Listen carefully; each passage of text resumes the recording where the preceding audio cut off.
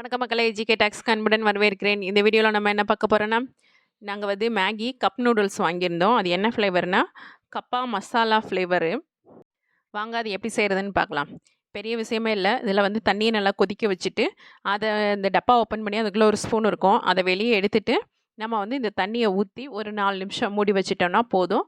அந்த noodles ready ஆயிரும். அடுத்து நம்ம எடுத்து சாப்பிட்டுக்கலாம். அவ்வளோதான் இந்த நூடுல்ஸோட வேலையேவும். வேலையெல்லாம் ஈஸி தான்.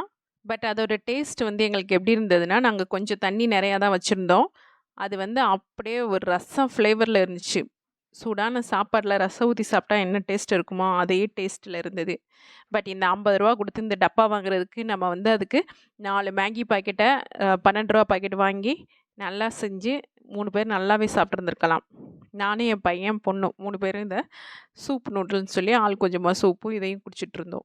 இது யாருக்கு யூஸ் ஆகும்னா, எங்கேயாவது வெளியில் ட்ராவலில் இருக்கிறவங்க அந்த மாதிரி எமர்ஜென்சிக்கு ஏதாவது சாப்பிடணும்னு நினைக்கணும்னா இந்த டப்பா வாங்கி வச்சுட்டு சுடுதண்ணியை மட்டும் ஆட் பண்ணி நம்ம அப்போதைக்கு சாப்பிட்டுக்கலாம். இந்த கப் நூடுல்ஸ் வீட்டில் செஞ்சு சாப்பிட்றதுக்கு செட் ஆகுமான்னு தெரியல. இந்த ஃப்ளேவர் வந்து ஒரிஜினல் ரசம் மாதிரியே இருந்தது. இந்த ஃப்ளேவர் வேணால் நீங்கள் வாங்கி சாப்பிடுங்க. இந்த வீடியோ பிடிச்சிருந்தா லைக் பண்ணுங்கள், ஷேர் பண்ணுங்கள், கமெண்ட் பண்ணுங்கள். நன்றி, வணக்கம் மக்களே.